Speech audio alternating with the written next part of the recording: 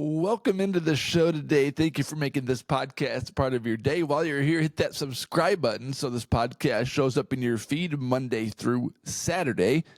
This podcast is 100% honest 100% of the time. Real quick podcast this morning because my wife has to leave for work in 15 minutes. The Minnesota Vikings made a big trade for 49ers running backup, Jordan Mason.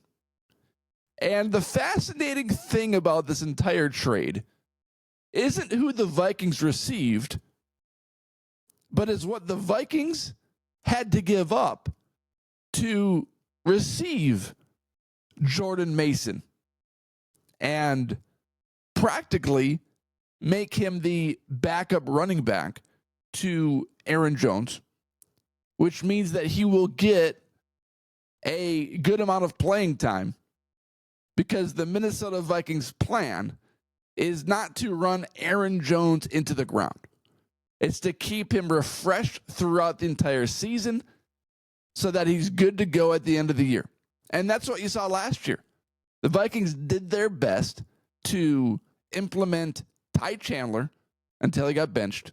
They traded for Cam Akers so that Aaron Jones did not have to take on the entire bulk of the Vikings running options or blocking options during a pass. And that's why they're bringing in Jordan Mason. But I think that this requires a little bit of an investigation because the 49ers practically gave up Jordan Mason for practically nothing.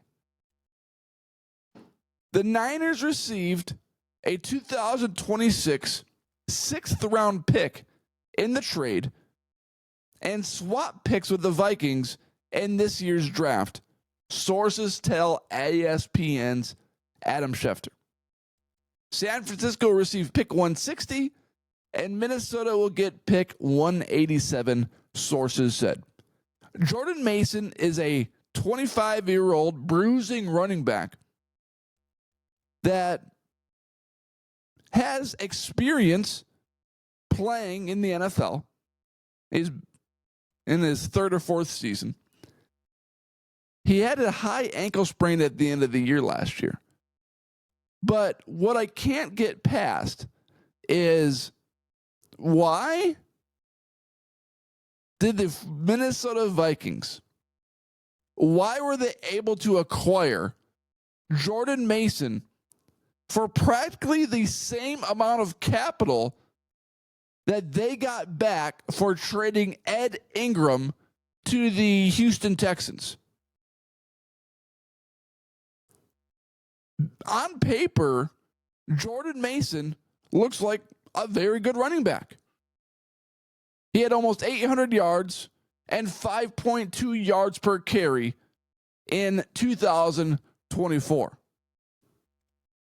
Vikings running back Jordan Mason was 10th in the NFL last season in yards after contact per attempt, just ahead of Saquon Barkley.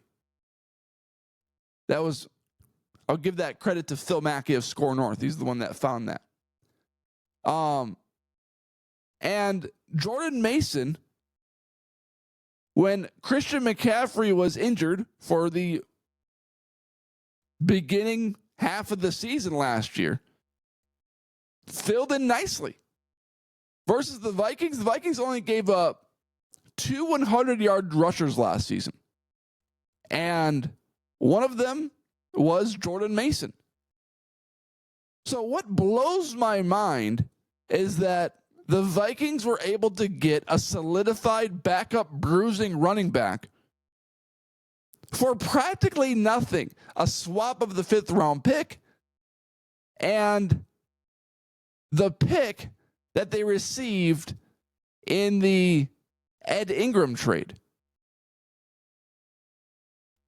So the NFL is telling us that the player who got benched for Dalton Reisner is as valuable as a bruising running back that had 5.2 yards per carry. Either Kwesi Adofo-Mensah just had the biggest fleece in NFL history, or there is something that we are really missing from the Jordan Mason perspective. Because I don't know what it is. When the Vikings traded for Mason, the Vikings extended Mason and gave him a 2-year contract, $7 million guaranteed, and a maximum value of $12 million. That's not nothing for a running back in the NFL. Now I get running backs are getting paid more because of the whole running back resurgence thing with Saquon Barkley going off for the Eagles. Now Aaron Jones gets a 2-year, $20 million contract, $13 million guaranteed from the Vikings. So running back money is going up. It's going through that cycle. It goes around and around. But 2 years, $77 million guaranteed, $12 million with incentives is not bad at all. That's a pretty good contract for a 25-year-old backup running back in the NFL. So, I mean, bravo to the Vikings for making this trade and getting an asset behind Aaron Jones, because Aaron Jones cannot take on the full load. They needed some capable back behind him.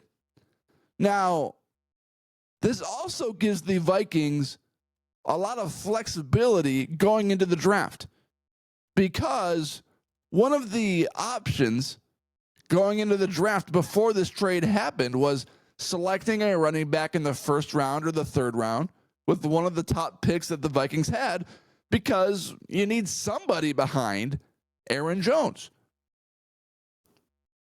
That's solved. This gives the Vikings a ton of flexibility going into the NFL draft. Now they can select the best player available with all of their picks, because they addressed offensive line, defensive line, corner. The Vikings addressed every single one of their needs before the NFL draft even happened, which means they can go ahead and select the best corner, the best defensive tackle, the best offensive lineman, the best wide receiver 3. The Vikings have given themselves extreme flexibility and can now do whatever they want in the NFL draft, which is huge, because I think going into this draft, we're all thinking, well, the Vikings need to trade down, accumulate more second-round picks. But that's not necessarily the case anymore. The Vikings could sit in that first round. If there's a guy that they love, they could draft him and still have all of their needs fulfilled. And they could still trade down.